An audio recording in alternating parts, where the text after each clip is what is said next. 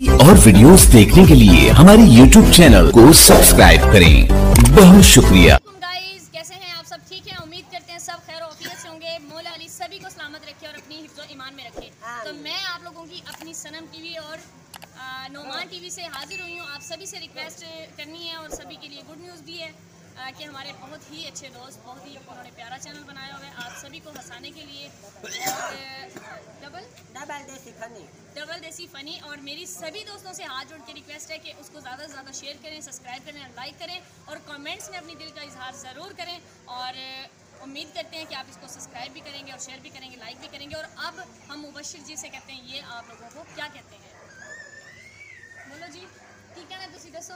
मैं तो यही आखसा साडे बड़े भाई भी हैं, चाचू होरी भी हैं, काबिल एहतराम हैं। उन्हां दे चैनल नूं लाइक करो, सब्सक्राइब करो, कमेंट्स करो अच्छे ते अगे शेयर करो।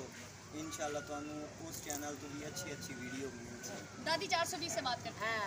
मेरा साल लविंदा हाँ मैं रख दी होनी पल्ले बांध के भाई जेड़ा ये टीवी ना डबल देसी खनी इनू सब कराए भी करो, लाइक भी करो, शेयर भी करो ते जरूर वेखो। ये तो मेरी माँ पईया हुण माशाल्लाह मेरी धी भी अमसी उठे। ये मेरा मुबशर चिट्टा खला है, ये मार इकबाल खलन इन्हां दा भी टीवी है।